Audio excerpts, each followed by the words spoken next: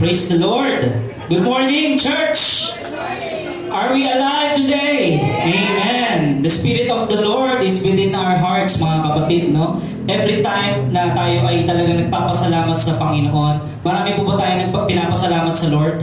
Yes, praise the Lord. At tunay nga, may plano ang Panginoon na maganda sa bawat isa. Kahit hindi mo pa man nakikita ngayon, pero nariyan yan, lakangan natin mga kapatid, sama-sama tayo magtatagumpay sa mga pananampalataya. Amen. Hallelujah. Palapakan natin ang Diyos na buhay. Salamat sa Panginoon. At ang title natin mga kapatid, di na natin patatagalin. The God of Abundance. Amen. Naniniwala po ba tayo ang Diyos, siya ang ating tunay na nagpapasagana sa ating buhay? Yeah. Sa lahat ng aspeto, no? Sa lahat ng mga bagay, ng areas of our lives, no? Tunay na ang Diyos ang nagpapasagana sa atin. No? So, sino nakatanggap dito ng kasaganaan mula sa Panginoon? Yes, no? So, ibig sabihin mga kapatid, yung pangako ng Panginoon yung tinatanggap natin, no? Buhay na masagana at kasiyasiya. And actually, napakaganda, no, nung sa devotion pa lang nabanggit yung pananampalataya, no? At yung pananampalataya na may kalakip na gawa, yun ang maghahatid sa atin sa pangako ng Panginoon. Amen, mga kapatid. Makakamtan natin yung pangako ng Diyos. At totoo naman, no, hindi ka naman na nagtanim ngayon, aani ka na agad bukas. Hindi naman po ganun yun eh, no? So tinitingnan ng Panginoon kung talagang tayo ay matyaga, magtiis, no, at sumampalataya sa Kanya whatever is the situation ng ating buhay. Amen. So, kaya naman po, napakahalaga ng aral ng Panginoon about kasaganaan and about din po sa pera. No? Alam ba natin ang Bible maraming aral tungkol sa pera? Yes. No? At sinasabi nga doon, the love of money is the root of all evil. No? Yung sinasabi, the love of money. Hindi yung money yung evil. Money is a tool. Money is a instrument, no, na ginagamit natin para sa gawain ng Panginoon. Amen po mga kapatid. Pero yung sinasabi doon na warning sa atin, yung pag-ibig. Saan ba yung pag-ibig mo? Kanino ba ang puso mo? No? Yun po yun mga kapatid. Basahin ho natin Matthew chapter 6 verse 21. Sabi po ng Panginoong Jesus, sapagkat kung saan naroroon ang iyong kayamanan, naroroon din ang iyong puso. Amen. No? Ulitin ko po, sabi niya, sapagkat kung nasaan naroroon ang iyong kayamanan, naroroon din ang iyong puso. Amen. Sige po, panandalian tayong manalangin. Ama naming Diyos, makapangyarihan sa lahat. We ask, Lord, for wisdom and for guidance as we tackle this topic, Panginoon, about your principle of stewardship, about of life of abundance in your presence, Panginoon. Salamat po, Panginoon, sa iyong kadakilaan at patuloy na ikaw maitaas sa oras na ito sa bawat buhay ng bawat isa. We give you all praise and honor in Jesus' name. Amen. Amen. So, sinabi ng Panginoon, dineklara niya, no? Ano ba ang ugali natin sa pera? Yan. Ano ba ang attitude natin towards the resources that God has given us? At hindi lang ito pera, yung buhay mo mismo. Saan natin nilalaan yung ating oras? No? So our topic is God of Abundance. Gusto ng Lord masagana ka. Gusto ba ng Diyos masagana tayo? Yun ang pangako niya at yun ang kalooban niya.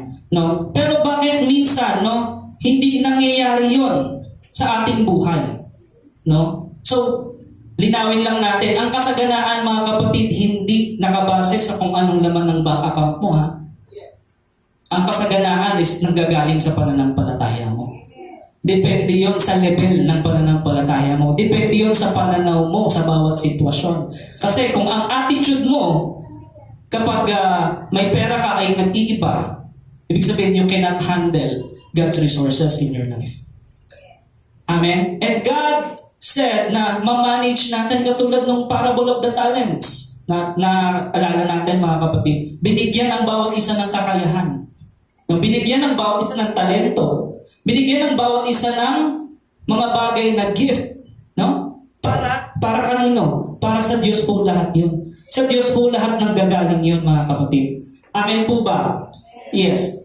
Una, ipinahayag ng Panginoong Jesus ang ating ugali o ang ating saloobin sa pera. Aral ho ito ng Panginoong Jesus. Sabi niya, kung nasaan naroon ang iyong kayamanan, naroon din ang iyong puso. Nakatutulong na tingnan ang aming iba't ibang mga aral ng Panginoon. Sabi niya, no? Sa pananalapi, meron po bang aral sa pananalapi? Ang Biblia? Yes. Nakakalungkot, maraming churches iwas dito eh. Ay, pastor, pera na naman, pera na naman. Amen? Pero tinuturo po ba ng Biblia? Yung principle of your resources. Yes. No? Ay, pastor, giving na naman yan. Iwas eh, no? Bakit? Kasi minsan yung sa ibang churches, hindi dito yun ha. Yung ibang pastor, di ba? Giving bagsak eh. Pero tinuturo niya yung giving. Pwede ba natin ituro yun kung di natin sinusunod? Hindi po, mga kapatid. Dapat ikaw mismo sinusunod mo para maging epektibo yung pagtuturo natin o yung pag-share natin. Amen po, mga kapatid. That's how the Holy Spirit works in our lives. He teaches us how to give. Naalala niyo yung 3 chords that cannot be broken. Ano yun? Prayer, fasting, and giving. No? Hindi makakahindi ang langit kapag sinunod mo ang tatlong yun. Hindi makakahindi ang langit. Whatever, sabi, na i-request mo, it will be given unto you. Why? Because you know His will. No? And the 3 chords that cannot be broken, it's prayer, fasting, and giving. Mga kapatid, ayon sa Ecclesiastes yon. So, nakakatulong po ba ang aral ng pananalapi mula sa Biblia? Tandaan po natin ang ating serye ay Curse and Blessing. No? At napakahalaga na malaman natin, matuto tayo kahit yung mga kabataan pa lang, no? Kung paano ingatan o paano gamitin yung kaloob ng Panginoon. No? So, ulitin ko, money is just a tool. It's just an instrument for us. No? So, kung halimbawa, ano ba ang minimum wage ngayon? 537. Tama? So, kung halimbawa, yun ang talagang inalay mo sa araw ng linggo. Ibig sabihin, yung buong araw mo ng pagtatrabaho, yun yung inalay mo. Nag-manifest lang siya sa pera. Hindi talaga pera yung inalay mo, pero yung buong araw mo. Naunawaan natin, mga kapatid? O kung halimbawa, yung pang isang linggo mo, no? Kung ilang libo man yan, yun ang ibinigay mo sa gawain ng Panginoon. Diba? Instrument lang yung pera, hindi talaga yung pera kasi ang sabi doon yung puso. Amen? Kung nasaan ang iyong puso, yung kayamanan mo, naroon din ang iyong puso. Amen po, mga kapatid. So, kaya ito yung testing sa atin ng Panginoon. Sabi, kung paano natin ginagastos ang ating pera, no? At ang ating pagmamahal sa Diyos at sa Kanyang gawain ay makikita kung paano natin ibinibigay sa Kanyang gawain. Ang kay Cesar ay kay Cesar, ang sa Diyos ay sa Diyos. Tama po ba ang turo ng Panginoon? Hallelujah. Kaya sabi, ang Biblia ay nagbibigay ng ilang kapaki-pakinabang. Sabihin natin, kapaki-pakinabang. Yan. Bakit tinuro to ng Panginoong Kristo about sa pananalapi? Dahil para sa ikabubuti mo. Praise the Lord. Para mag-bless ka lalo. Para maging matalino ka. No? Para ikaw ay maging maingat. Dahil ito ay isang prinsipyo na tinuturo ng Biblia upang gabayan tayo sa kung paano natin iniisip at kung paano natin ibinibigay ang ating salapi. Ginagamit sa kung saan. Amen. So, pang-araw-araw po, ginagamit natin ang pera as an instrument. Tama po ba? Yes. Yung pamasahe mo, no? Hindi mo naman pwede sabihin sa Meralco, DOCGM kami, wag mo kami singilin na, nagme-ministry kami ha. Nagsishare kami ng gospel. Pwede ba yon? Hindi. Sa pagmi-ministry, all that is within me, bless the Lord, oh my soul. Kasama ba doon yung bulsa natin? Kasama doon, mga kapatid. That's the principle of the Bible, no? Kasi nga, pag-aari ng Diyos ang lahat. Hindi sa'yo yan pera na yan. Alam mo natin yun? Yung kakayahan mo, saan nanggaling? Yung talino mo, saan nanggaling? To accumulate wealth, God has given you skills, wisdom, and gifts. Basahin po natin sa awit 24 verse 1. Ang buong daigdig at ang lahat ng naroon Ang may-ari ay si Yahweh na ating Panginoon. Sino may-ari ng DOCGM? Maaaring yung titulo nito nakapangalan sa tao, pero sa Diyos talaga to. Amen ba mga kapatid? Maaaring yung titulo ng mga tahanan nyo may nakapangalan na tao, pero sa Diyos talaga yun. Yes. And we are just stewards of God's blessings. Amen. How you handle God's blessings? Paano natin ginagamit ang blessings ng Lord? No? Na kung ano yung gusto ko, yun ang gagawin ko? Yun ba yun? Or katulad ng Panginoong Kristo, itaas mo muna sa Panginoon. No? Katulad yung 2 tinapay, 3 isda. Tinaas sa Panginoon. At anong nangyari? Nung itinaas sa Panginoon, yung blessing, miracle happens. Miracle after miracle, sumobra pa.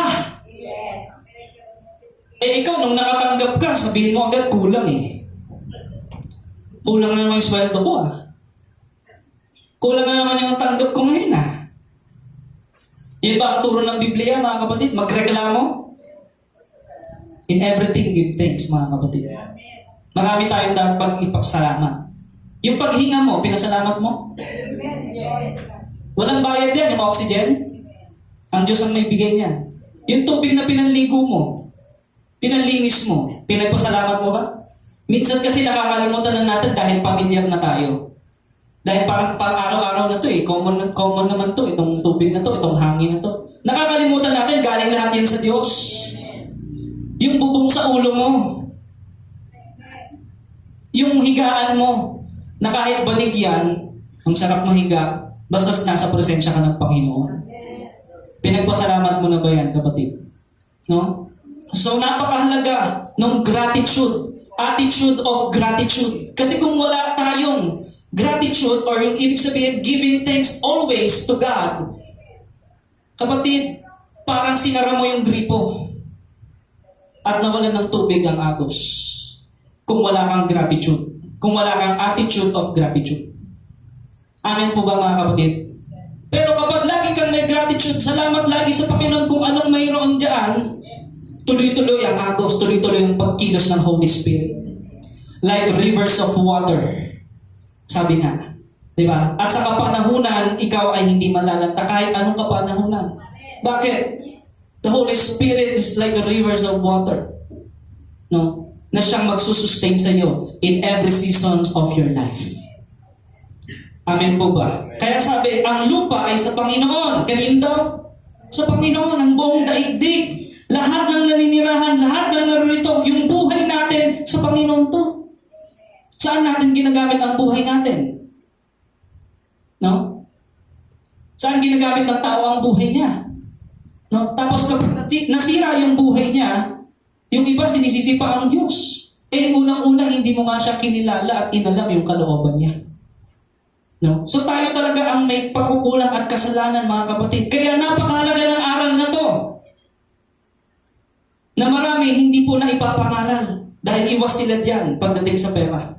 Pagdating sa giving. No? So pero, napakahalaga pala pag binasa mo yung Bible from Old Testament cover to cover, kanina nabanggit yung Abel at yung Cain, doon pa lang na panahon na yun, meron ng pagbibigay sa Panginoon. And it's all about your heart. No? It's not all about the amount. It's all about your heart, mga kapatid. Amen. So, kaya sabi, Kawikaan 22, no, sa 2. Kay Yahweh ay pareho ang mayaman at mahirap, pagkat siya ang may lalang sa kanilang lahat. Amen? Pareho yan. Walang favoritism ang Panginoon. Amen po? Parehas yan kasi parehas tao yan. Nilalang ng Lord yan eh. No? Walang favoritism. Walang pagkakaiba sa paningin ng Diyos yan. Ang katotohanan ay ang lahat ng mayroon tayo ay mula sa Diyos. Nagbibigay siya ayon sa kanyang layunin at plano. Sabi mo sa katabi mo, may plano ang Diyos sa buhay natin. Yan. No? Ngayon, alam mo nang may plano ang Diyos. Ano ang part natin? Alamin natin kung ano yung plano niya. Naka-secret ba yung plano niya? Hindi po naka-secret. Nasa Biblia. Nasa Word of God. It is available now. No? Yun nga lang, hindi natin nababasa kaya minsan, yung plano natin ang masusunod. At kapag plano natin yung susunod, kadalasan yan, failure. Amen. Because there seems a way na sa tingin ng tao ay maayos, matuwid. Pero ang dulo pala ay distraction. No? Kaya napakalaga malaman mo ang kalooban ng Diyos sa aspeto ng pananalapi, sa aspeto ng resources, stewardship. No? Ang tanong mga kapatid, no? Ang tanong natin dapat, hindi magkano sa aking pera ang dapat kong ibigay sa Diyos. Dapat hindi yun yung tanong. Baka pag oras ng giving, magkano ba ang ibibigay ko sa Diyos? Hindi dapat ganun, mali yung tanong. Dapat ang tanong, paano ko magagamit ang ibinigay ng Diyos sa akin na pera na to? Magkaiba, di ba? Kasi pag sinabi mo, magkano ang ibibigay ko sa Diyos? Edi inangkin mo sa iyo yun. Tama. Pero dahil ang pera, tinuro ng Panginoon, it's just a tool. Huwag niyong ibigin yan. It's just a instrument. Dapat ang tanong lagi doon, paano ko magagamit ang pera ng Diyos na ibinigay sa akin para sa kaluwalhatian niya? Yun ang tanong mga kapatid. Hindi natin inaangkin. Na akin to, pera ko to, magkano kaya ibibigay ko sa Panginoon? Hindi yun ganun. Buong mundo nga, buong daigdig, lahat kasama ng buhay ng mga narito, ang Diyos ang may-ari. Naunawaan po ba natin mga kapatid? Kaya we must always acknowledge Jesus is above all. No? He is above all. He is most high, mga kapatid. Pag yun ang pananaw natin, no? Siyempre, magtatanong ka sa Panginoon, Lord, ano po ang nais mong gawin ko sa ibinigay mo sa akin? No? Ano po ang nais mong gawin ko sa ibinigay mo sa aking talento, sa ibinigay mo sa aking talino, sa ibinigay mo sa aking ministry? Hindi tayo yung sasabihin natin, ministry ko to, ganito ang gagawin ko. Hindi. Lord, ano po ang gagawin ko dito? Dahil tayo ay mga tagapamahala lang. Tama po mga kapatid ang Biblia. No? Kung paano natin ginagastos at binibigay ang pera ng Diyos yan hindi natin yan, ay isang pangunahing aspeto ng pagsamba. Kasama ba sa pagsamba yung bulsa, yung pera natin? Napakaliwanag po sa Biblia, no? So, sa aspeto po, actually, meron nga akong nabasa, no? Isang spiritual leader na sabi niya, kung paano mo nga na ginagamit yung pera, doon maipapakita kung anong espiritualidad mo. Kung anong level mo sa espiritu. Kung impulsive ka, sige ka lang ng sige. Dahil yun ang laman, ang desire mo, ng laman mo. Ganun po ba ang paggamit sa pinagkaloob ng Diyos? Hindi po yun. Dahil kasama diyan ang ating pagsamba. Doon nakikita kung paano kang sumamba sa Diyos. Kasama ng paggamit mo sa pera ng Diyos na ibinigay sa iyo. Amen!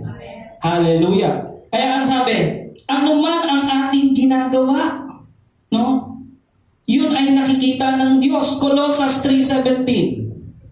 Ano man ang inyong gagawin, sasabihin, anong gawin ninyong lahat sa pangalan ng Panginoong Hesus. At sa pamamagitan niya ay magpasalamat kayo sa Diyos Ama. Pag sinabing anuman, kasama po ba doon ang ating mga pera, pananalapi? Yes. Sabi ng Bible, it's better to give than to receive. No? Kasi ganun ang pinakita ng Panginoon sa atin eh. At ang pinaka-generous person, none other than the Lord. No? And if we say we are belonging to the kingdom of God, dapat nakikita rin ho yun sa ating pamumuhay. In every aspect, your effort, your talents, your ideas, your testimonies, your prayers, you are generous in every way. Because that is true worship, mga kapatid. No? Ano man, everything, nabanggit yan kanina sa prayer eh. Diba? Ano man ang ating gawin, do it for the glory of God. Amen? Kaya kapag gumastos ka, o kapag gumastos tayo, at nagbibigay ng ating pera, dapat tayong magtiwala na ang ating ginagawa ay nagluluwalhati sa Diyos? Kapag nagbigay ka sa gawain ng Panginoon, nakakahinayang ba? Kung yun yung nararamdaman mo, yung spiritualidad mo medyo may sakit, kailangan magamot. Ma-opera yung pag-iisip mo, yung mindset mo. Amen, mga kapatid. Because that's God's, pagmamayari, property. No? Tayo ay tagapamahala lamang. Kaya sabi, ang ating ginagawa ay dapat naglaluwalhati sa Panginoon at nagpaparangal sa Kanya. Kabilang na dito ang ating kawang gawa. Ayan, yung pagtulong. Diba? So kadalasan, diba, pagtulong sa kapwa, lalo na yung mga nabagyo, yung mga nayanig ng lindol or ng bulkan na nasabugan, kailangan ba ng pera? Kailangan, mga kapatid. Kahit sabihin mong damit lang yung ibibigay mo, ano ba yung pinambili ng damit na yun? Eh di pera. Ano ba yung pinang-deliver doon? Hindi ba gumamit din ng pera? Para maihatid yun doon? Amen, mga kapatid. So, pag ganun yung paggamit, ibig sabihin tama ang spiritualidad mo. Tama ang paggamit mo. Amen po, mga kapatid. Because He is the great shepherd, we lack nothing. I shall not want. Pero ang mga tao, ang kadalasang ginagamit yung pera ay dun sa wants. Hindi dun sa needs. Amen, mga kapatid. Are we guilty? Yes, kasama ko dito. Aminin mo man o aminin mo, guilty tayong lahat dyan. Yes. Amen. At doon tayo na nagkakasala pala tayo sa Panginoon kapag yung wants natin lagi yung nasusunod. No? Eh, ang Lord, He provides our needs, not our wants. Where God guides you, He will provide for you. Doon ka ginabayan ng Panginoon sa desisyon mo na yon, dapat nakabase in line in the Word of God, and God will provide what you need. Pero kung hindi yan in line in the Word of God, gusto mo lang or wants mo lang, there's no provision. Yun po ang prinsipyo ng Biblia, ng salita ng Diyos. Kaya, napakahalaga na malaman natin na maingat pala dapat tayo, mga kapatid. No? Dahil ito ay uri ng ating pagsamba sa Panginoon. No? Sa pagbiministeryo natin, sa pagbahagi natin ng Ebanghelyo, ginagamit natin yan. Kuryente, ilaw, tubig, di ba? Anong pinambabayad dyan? Pera. Amen po, mga kapatid. No? So, kaya napakahalaga. Sabi doon, kasama rin dito ang ginagawa natin sa lahat ng perang ipinagkatiwala sa atin ng Diyos. Amen? So, merong ipinagkatiwala sa atin, hindi lang yung buhay, hindi lang yung talento. No? Kung wala kang pera ngayon, magtiwala ka sa Panginoon, magkakaroon ka. Pero ang gawin mo, pag nagkaroon ka, itaas mo sa Panginoon. Ask for guidance. Ask for a firm decision that is in line in His Word. No? Kasi, maliit man yan o malaki, dapat marunong tayo maghawak. Tama po ba, mga kapatid? Amen. Sabi nga ni Apostle Paul, naranasan ko ng managana, naranasan ko ng mawalan. Amen. Pero lahat ng mga bagay nito, ginagawa ko para sa karangalan ng Panginoon. Naranasan lahat niya yun. Yung abundance, yung kawalan, naranasan lahat ni Apostle Paul. But he is able to manage all the situation, all of the seasons of his life. Why? Because he always asked God. Dahil inuuna niya ang Diyos. Matthew 6:33, seek ye first. Amen. Hallelujah. The kingdom of God and His righteousness. Doon ba sa righteousness ng Panginoon, katwiran niya, kasama po ba ang pag-manage natin ng salapi? Yes. And all these things shall be added unto you. Kapag maayos pala yung ginawa natin sa pinagkatiwala sa atin ng Panginoon, all, di ba? Lahat mako-cover yan, magpo-provide yan. Amen? Pag sinabing all, lahat, todos. Amen? Mapo-provide lahat yan. Because you seek Him first. No? So, halimbawa sa mga nagtatrabaho or nagnenegosyo, kapag dumating yung resulta ng pagpapagal at ng pagtatrabaho, anong dapat gawin? Pasalamat tayo sa Panginoon. No? Sa pangalan ng Panginoong Hesus at sa pamamagitan niya'y magpasalamat kayo sa Diyos Ama. Pasalamat ka. Hindi mo muna titignan yung anong amount nito. Pasok ba to sa budget ko? Hindi muna. Pasalamat ka. Tinignan ba ng Panginoong Hesus, ay 3 isda lang, 2 tinapay lang. Sabi niya sa bata, akin na yan. No? Okay na yan. Itaas natin sa Panginoon. No? Isipin mo yung bata pa yung may dala eh. Diba? At yung pag talagang inugat natin anong klaseng tinapay yon, actually yung pinakamababang uri ng tinapay eh. Yung dala-dala ng bata, yung pagkain ng baboy yun eh. Pero dahil itinaas sa Panginoon, naging masarap at pinakakalidad na uri ng tinapay yung nakain ng 5,000 at uri ng isda yung nakain ng 5,000. Nasa akala mo, sa paningin mo ay maliit. Pero pag itinaas mo sa Diyos, ito'y sasapat at hihigit pa. Because God is God of abundance. Kung nagtitiwala ka sa Kanya. Pero kung nanananan ka sa sarili mong talino, nanananan ka sa sarili mong diskarte, at hindi mo ini-involve ang Lord sa lahat ng decision mo, lalo na sa pananalapi, no? Wala ho yung mangyayaring himala. Do we believe God is still doing miracles today? From Old Testament, He's the same yesterday, today, and forever. Do we believe that, church? Yes. No, yung akala mong bill nyo sa hospital, hindi nyo mababayaran? Tiwala ka sa Panginoon. Itinaas mo muna sa Panginoon at nagpasalamat ka kahit hindi pa nasusolusyonan yung problema. Nagpuri ka, nagpasalamat ka. Hindi mapapahindian ng langit ang ganyang klaseng pananampalataya, kapatid. Hallelujah! Palapakan natin ang Diyos na buhay. Bukas na bukas ang durungawan ng langit sa ganyang klaseng pananampalataya. Yung pananampalataya nga ni San Esteban, napatayo pa ang Panginoong Hesus sa kanyang kinauupuan. No? Kung uugatin natin, actually, no, hindi naman doon sa giving na-amaze ang Panginoon eh. Hindi. Na-amaze siya doon sa pananampalataya mo, doon sa puso mo na meron ka. No? Nagmamanifest na lang yun, nagre-resulta na lang yun ng pagbibigay mo dahil may puso ka na cheerful giver. Amen po? And God loves a cheerful giver. Amen? Kaya napakahalaga sa atin, makita yung aspeto, ang Diyos pala ang may-ari nito.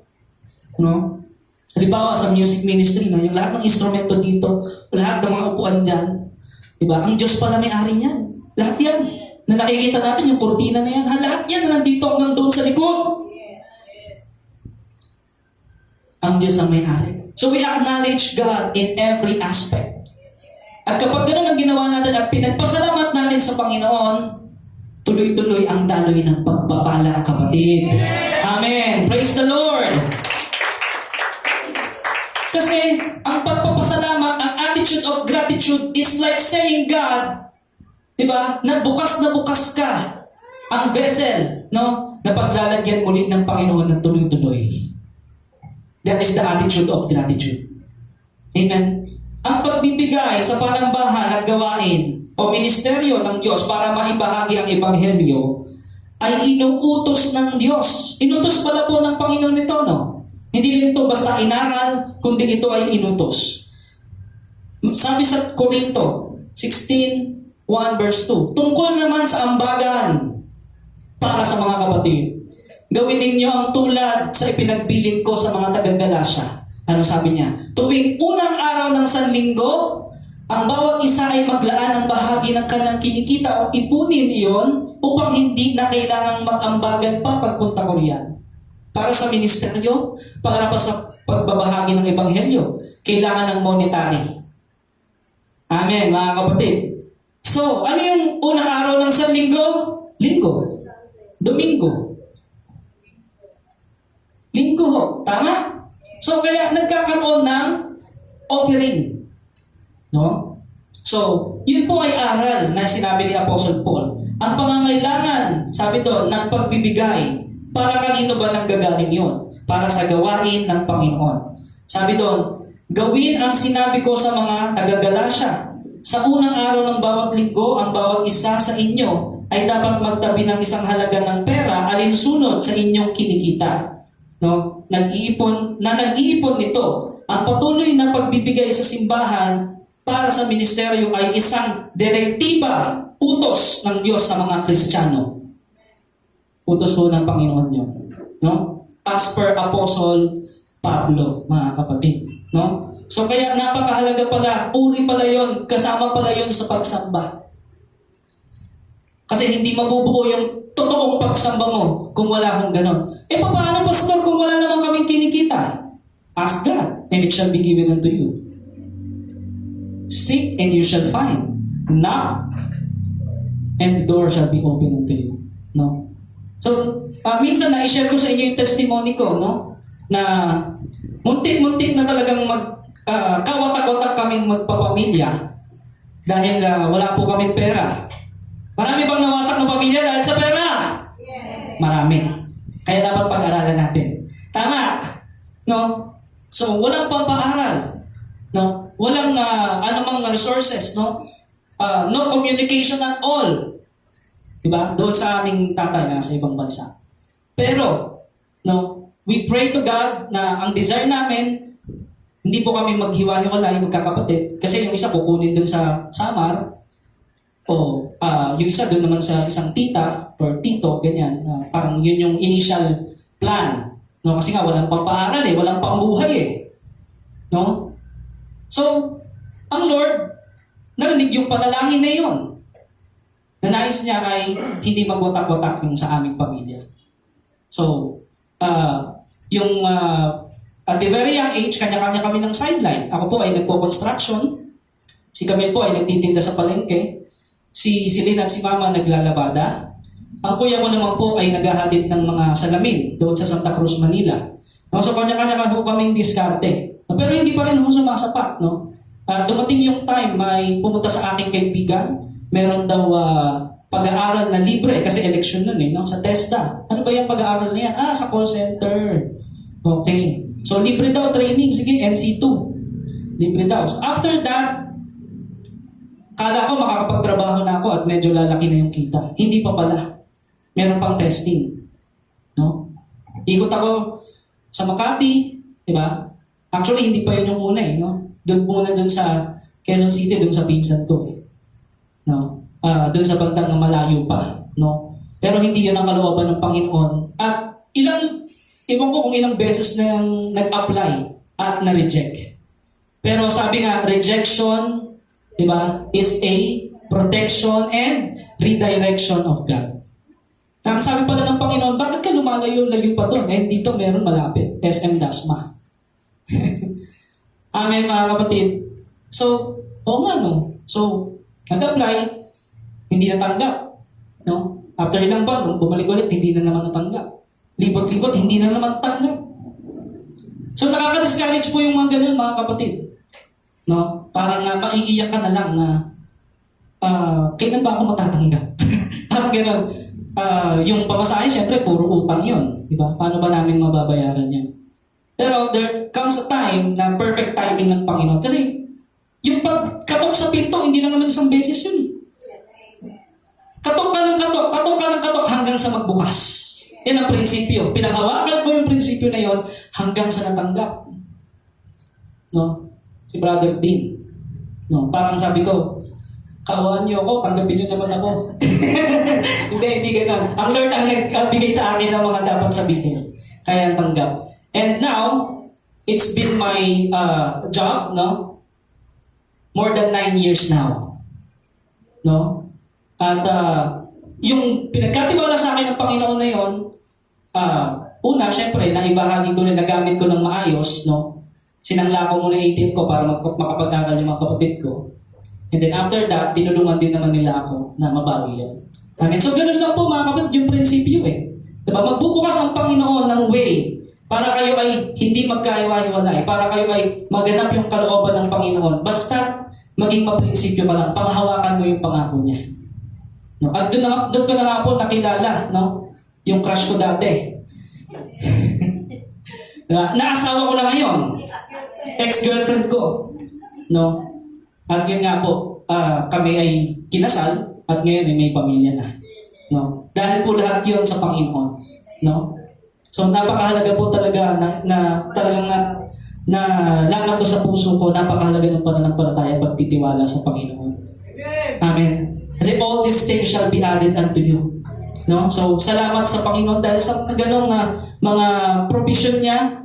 Wherever God guides you, He will provide for you. Everything He will provide for you. No? Alam ba namin na makakakuha kami agad ng bahay? Hindi. We pray for it. And there is a Korean pastor na naginip. At sabi niya, para sa amin daw yung bahay na yun. Kahit binibili ng iba ng cash, sa amin ibinigay kahit pag-ibig. Bakit? Dahil nangusap din sa kanya yung Panginoon. So we are just amazed of that kind of blessing, of that kind of provision from God na kahit pala parang sa tingin mo kulang o parang sa tingin mo hindi kasya, kapag ang Lord ang kumiros, sapat na at higit pa. Amen? All glory to God. All glory to God. Ganun po yun. Kaya sumasapat, my grace is sufficient for you. Yun lang ang panghawakan mo. At lagi mong tatanungin ng Lord, para kanino po ba itong natatanggap ko? Para saan po ba ito gagamitin? No? So, tinuro ho sa atin yan ng Biblia at dapat ho tayong matuto dyan. Aminado tayo, guilty tayong lahat. Minsan or kadalasan, yung mga wants natin yung masusunod. Pero kapag sinunod mo talaga yung prinsipyo na tinuturo ng Biblia, makikita mo, mga kapatid, na tuloy-tuloy, di ba? Yung provision ng Panginoon. Basta huwag mong pabayaan yung pinagkatiwala niya sa iyo. Ang Diyos ang laging itaas mo sa buhay mo. Amen. Kaya, ang pagbibigay ay dapat gawin ng may pagmamalasakit. Amen? Bakit tayo nagbibigay? Bakit tayo tumutulong sa gawain ng Panginoon? Bakit tayo nagpa-participate? Bakit tayo nag-volunteer? Lahat naman tayo dito volunteer. Because of gratitude and of course, yung pagmamalasakit natin. Na naunawaan natin, ganun pala tayo kamahal ng Diyos. No? Ganun pala kadakila ang Diyos. Ganun pala ang ibig sabihin ng grasya. Na kahit hindi tayo karapat dapat tumanggap, ibinigay niya. At ibinuhos niya ang pagpapala. Magkakaroon ka ng grateful heart. No? At magiging automatic na sa'yo na kung ano ang i-impress ng Diyos sa puso mo, yun ang magiging sakripisyo mo. Sabi sa unang Korinto, o pangalawang Korinto na tayo, no? 6-7, ginagamit ito sa giving. Ang ibig kong sabihin, ang nagtatanim ng kaunti ay aani ng kakaunti. Ang nagtatanim ng marami ay aani ng marami. Ang bawat isa ay dapat magbigay ayon sa kanyang pasya. Maluwag sa loob at hindi napipilitan lamang sapagkat iniibig ng Diyos ang nagbibigay ng may kagalakan. Amen? God loves a cheerful giver. So kung ano yung ating pasya, kung ano yung nilagay sa puso mo ng Panginoon, yun na yun. Amen? Yun ang ipagkaloob mo. Huwag mong pigilan. But do not hold back anything because ang Diyos ang may-ari niyan eh. Amen. So kaya ang sabi, tandaan ninyo, ang naghahasik ng kaunti ay mag-ani ng kaunti. Ang naghahasik ng sagana ay mag-aani ng sagana. Katulad ho yan sa pagtatanim. Sino nakaranasan ng pagtatanim dito? No? Yung alam kong isang madaling pagtatanim, yung kamoting kahoy eh. Kasi minsan nadala ako sa Bicol, tinuruan ako nung apay Pedro ko, no? Na magtanim ng kamoting kahoy. No? Ganun pala yun, ginaganon-ganon lang pala yun. Okay. So, yun yung, tapos sa school naman, yung munggo, pechay, yung mga ganon, no? So, hindi naman agad aani eh. Maghihintay na ilang panahon. Kaya, mayroong pagtitiis, no? At pagtatsaga. Ang pagiging maalalahanin, ang pagiging bukas palad, at pagiging malaya, ay kagalakan ang ibinibigay sa atin.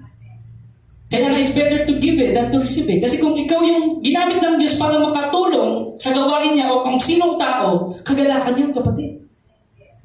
No? Glory to God yun. Di ba? Magdadakila mo ang Panginoon doon. No? Ingat ka lang, wag mo lang iangkin yung glory. Amen. Kasi pag inangkin ho natin yung glory, wala pong reward doon. Amen. So kaya kung gusto natin tuloy-tuloy yung pagpapala sa atin ng Panginoon, dapat tayo'y maging masayahin sa ating pagbibigay. Amen. Tignan mo yung katabi mo kung masaya siya ngayon. Na ito ang topic natin. Amen. Kasi madaling maging masaya, madaling magpuri sa Diyos kapag meron ka eh. Dali nun. Diba? Malaki yung kaha ng bank account mo, madali magpuri sa Panginoon. Diba? Malusog kayong lahat, madali magpuri sa Panginoon. Pero pag dumating na yung challenge, magpupuri ka pa rin ba sa Panginoon? Yes. Dahil meron kang kagalakan, hindi yan napipigilan. Anumang panahon, anumang sitwasyon, magpupuri ka sa Panginoon. Sa kasaganaan, o sa kakulangan, o sa kawalan, lahat yan ay pwede nating maranasan. No? Ngunit ang nagmamatter is para ba yan sa kalwalhatian ng Diyos? Yung kahirapan na yan, no? Yan ba ay tinataas mo sa Panginoon? Amen. Yung mga challenges sa buhay, yan pinagpapasalamat natin sa Panginoon. Be joyful, sabi nga. Variety of trials darating sa iyo. No? At kapag ganun ang ginawa natin, nagpapakita tayo na meron kang pananampalataya. At ang sabi doon, hindi lang, no, isa-shower sa iyo yung blessings, pwede ka pang makareceive ng healing because of your faith. Your faith has healed you. Amen. Your faith has strengthened you. Your faith makes you prosper for the glory of God. Diba? Hindi tayo after healing or blessings or prosperity. No. We are after God. Diba? For His glory. Yun mga kapatid. Kaya napakahalaga ng ating maingatan yung mga pinagkaloob sa atin ng Panginoon. Madaling maging masaya kapag umaawit ng papuri sa Diyos. Ang kagalakan ito ay dapat na naroon sa ating pagbibigay. Sabi sa mga taga-Korinto, pangalawang Korinto 8:1-9, mga kapatid, nais naming malaman nyo ang ipinakitang kagandahang loob ng Diyos sa iglesia, sa mga iglesia sa Macedonia. Dumanas sila ng matinding kahirapan. At ito isang mahigpit na pagsubok sa kanila. Ngunit sa kabila ng kanilang paghihikahos, masayang-masaya pa rin sila at bukas pala ng pagbibigay. Sila'y kusang loob na nagbigay. Hindi lamang sa abot ng kanilang kaya, kundi higit pa. Alam ko ito sapagkat mahigpit nilang pinakausap sa amin na sila'y bigyan ng pagkakataong makatulong sa mga kapatid na nangangailangan. Grabe! Sila pa talaga yung nagsasabi, anong maitutulong namin? Diba? Pumunta pa tayo ng church para tanungin, ano bang maitutulong nyo sa akin, pastor, ha? Ano bang matutulong sa akin ng DOCGN? Wala pala kayong matutulong eh. Alis na ako. Ganun ba yun? Pero pag may pananampalataya ka, katulad ng Macedonia, kahit naghihikahos sila, Panginoon, ano ang maaambag ko sa gawain mo sa DOCGN? Amen. Yun ang pagbibigay. Puso. Kapatid. At higit pa sa inaasahan namin. Diba? Yung expectation ni Apostle Paul, higit pa dun yung nakita niya. Sa mga taga-Macedonia, ibinigay nila ang kanilang sarili. Grabe po yun mga kapatid. Una sa Panginoon at pagkatapos ay sa amin. Ayon sa kalooban ng Diyos. Kaya pinakausapan namin si Tito. No? Dahil siya ang nagsimula ng gawain ito, na kayo'y tulungan niya hanggang sa malubos ang pagkakawang gawa ninyong ito. Amen? Masagana kayo sa lahat ng bagay. Amen? Kahit naghihirap sila, anong sabi sa kanila? Masagana kayo! Naniniwala ka ba doon mga kapatid? Masagana ka? Yes, because our God is God of abundance. Kung naniniwala ka ang Diyos ay Diyos ng kasaganaan, masagana ka! Hindi ka niya iiwan! Hindi ka niya papabayaan! He has all the resources. He will make a way. Kaso nga lang, ang nangyayari, hindi tayo nagtitiwala. No? Hindi ka naniniwala na masagana ka. Pastor, paano kami magiging masagana? Isang beses lang kami kumain sa isang araw. Tapos kamote pa.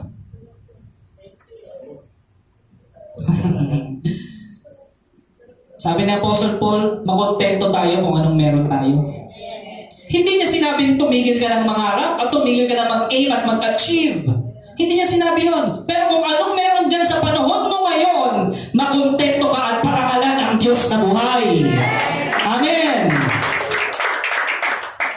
Kung anong ibinigay sa iyo sa panahon ng 2024, September, Thank you, Lord. thank you, Lord. Amen. Pasalamat ka sa Panginoon.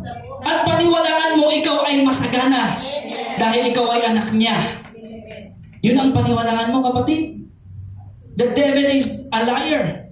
Lagi niyang binubulong sa iyo na wala ka, kulang ka, hindi ka sapat. Pero kung sa Diyos ka nakikinig at nakatuon, kapatid, masagana kayong lahat sa lahat ng bagay. Sa pananampalataya, masagana ka. Sa pagpapahayag, sa kaalaman, sa kasipagan, at sa inyong pag-ibig sa amin. Yung pag-ibig na pinapakita mo, yung malasakit, masagana ka. Amen? Sikapin ninyong maging masagana rin sa pagkakawang gawa dito. Hindi sa inuutusan ko kayo, sabi ni Apostle Paul, sinasabi ko lamang sa inyo ang pagsisikap ng iba upang masubok ang katapatan ng inyong pag-ibig. Hindi kaila sa inyo ang kagandahang loob ng ating Panginoong Kristo na kahit na mayaman siya, ay naging dukha para maging mayaman kayo sa pamamagitan ng kanyang pagiging dukha. Let the weak say, I am strong. Let the poor say, I am rich. Sabihin mo sa sarili mo, I am strong, I am rich, I am blessed, I will be a blessing. Yung i-declare mo, declare and decree that I am strong, I can do all things through Christ who gives me strength. Depende yan sa pananampalataya mo, kapatid. No? Kung kaya mong sabihin yan sa gitna ng kawalan, at meron kang malasakit sa gawain ng Panginoon, sa gitna ng kawalan sa panahon ngayon, no, you are blessed. Blessed are those who are poor in spirit, for there shall be called children of God. Mga kapatid. Kaya sabi, tandaan natin, no, yung sinasabi dito, kalayaan, kagalakan, no, malasakit. Kaya napaka-ganda nung pinakita ng Macedonia. Kahit sa matinding kahirapan, no, naghihikahos eh. Ano ba yung pagkakaintindi natin sa naghihikahos?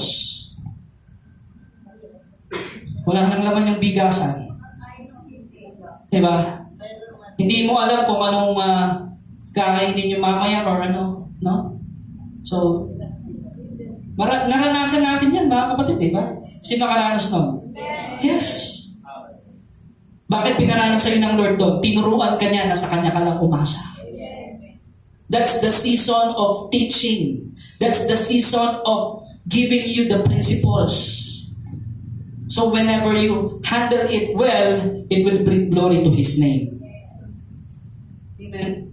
Sa lumang tipan nga, mga kapatid, ganun na tinuturo ng Panginoon eh. Sabi nga ni Moses, pinagpala tayo ng Diyos, kunin nyo lang kung ano yung sapat sa araw na ito.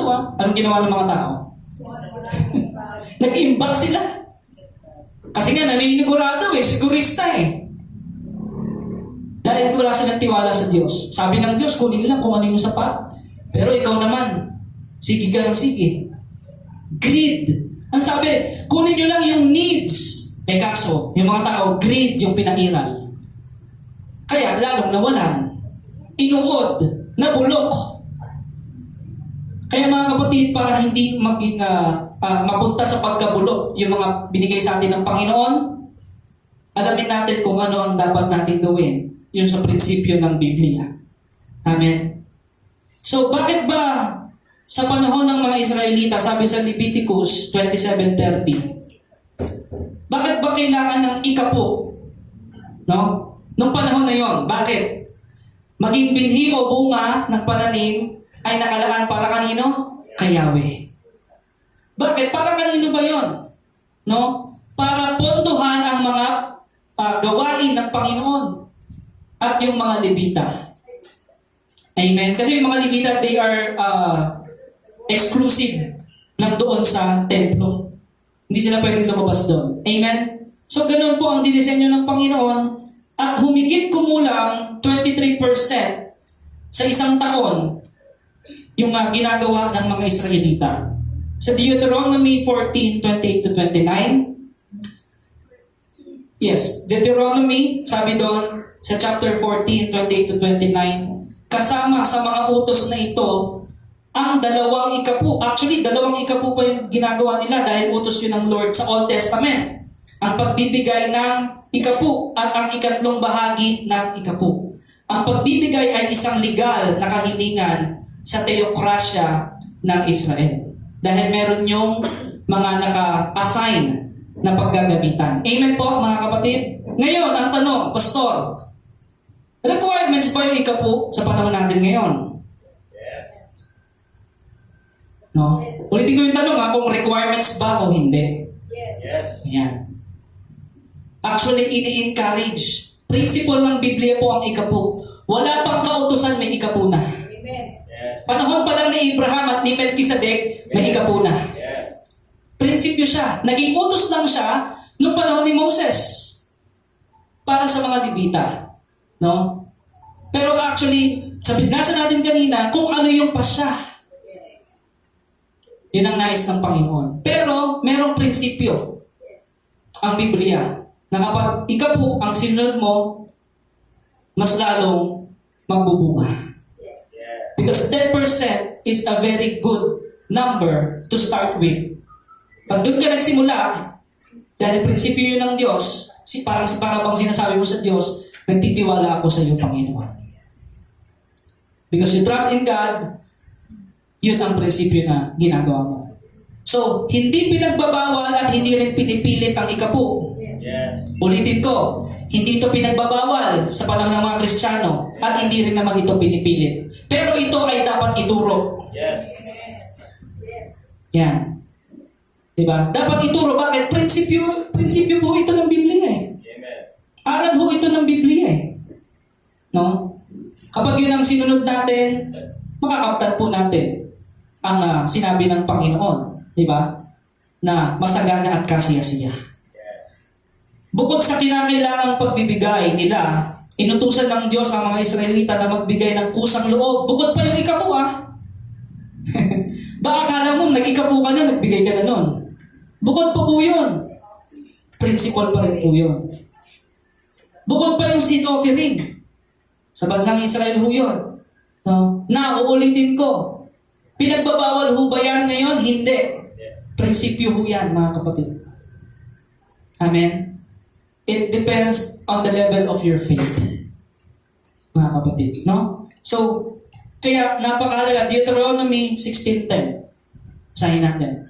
Pinagdiriwang sa inyo ang pista ng Sanlinggo, pati rin yung pista ng Paskwa. Sa araw na yun, dalhin ninyo kay Yahweh ang inyong Diyos, ang inyong kusang handog mula sa inyong ani, ayon sa dami ng pagpapala niya sa inyo. Ano daw?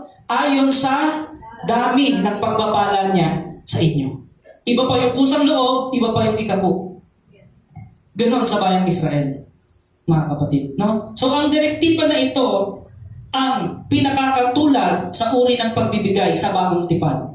Katulad po yan, yung pasya. Amen? Kasi nga, hindi na pinipilit ang ikapu, pero hindi rin pinagbabawal. Amen? Ini-encourage pa nga na gawin mo ang prinsipyong ito para ang iyong barn, or ibig sabihin yung kamalig, ay patuloy na umapaw. No? Ngunit ang ating mga regalo ay mas katulad ng isang kusang loob na handog. Pagkatapos ng panalangin at sa alang-alang o pagsasalo-salo, nagbibigay tayo ayon sa nararamdaman nating nais ng Panginoon. Ang mga mananampalataya ay may kalayaan sa lugar na ito ng pagsamba. Amen? Nasa sa iyong pa siya. No? Hindi ka pinipilit mag-ikapu, hindi rin ka rin pinagbabawal mag-ikapu. Kung gusto mo pa, ika-2 po, ika-3 po, walang problema. Kung yan po ang one-on-one na dilig mo sa Panginoon, wala akong problema doon. Kung yan ang inimpress sa puso mo ng Panginoon, sino makakapigil? Wala ho, mga kapatid. No? So bakit po natin inaaral to? Dahil principles po ito ng Biblia. Hindi po natin ginagawang batas ito, mga kapatid, dahil hindi ito batas. Ito ay principles, aral ng Panginoon. Pag sinabing principles, there's a reward. What you sow is what you reap. Amen. Yeah. Pagtatanim, that's the principle of the Bible. Amen. Amen, mga kapatid. Kaya sabi niya rin sa Matthew chapter 6 verse 3, sa halip kapag nagbibigay ka ng limos o nagkakawang gawa, huwag mo nang ipaalam ito maging sa matalik mong kaibigan. No? So iyan ay aral ng Panginoon. Pagbibiguri din ho yan ng pagsamba. No? Yung ating pagtulong sa kapwa. Ang ating pagbibigay ay dapat lihim dahil yun po ang merong reward. No? At mayroon tayong pangako na mula sa ating Ama na nakakakita ng ginagawa natin. Sabi sa verse 4, gawin mong lihim ang iyong pagbibigay ng limos at ang iyong Ama na nakakita ng kabutihang ginagawa mo. Ng lihim ang siyang magbibigay ng gantimpala sa iyo. Do we believe God is a rewarder? Amen. Yes. Anumang mga bagay na ginawa mo para sa Diyos, hindi niya yung nakakalimutan. Yes. Amen? Hindi niya yung nakakalimutan. Kaya kung ano man po ang ini-impress sa puso natin ng Panginoon, nilagay tayo halimbawa sa isang sitwasyon na magkaroon tayo ng oportunidad na tumulong sa ating kapwa, lalo na sa kapatiran, by all means gawin po natin dahil yun ay uri ng pagsamba sa Panginoon. Diba? Habang nagbibigay tayo para sa kaluwalhatian ng Diyos, dahil sa Diyos naman talaga ang may-ari nun, no? Yun ay tinatawag na pagsasakripisyo din. Tama? So, halimbawa, gusto mo bumili ng sapatos. Marami ka pa namang sapatos.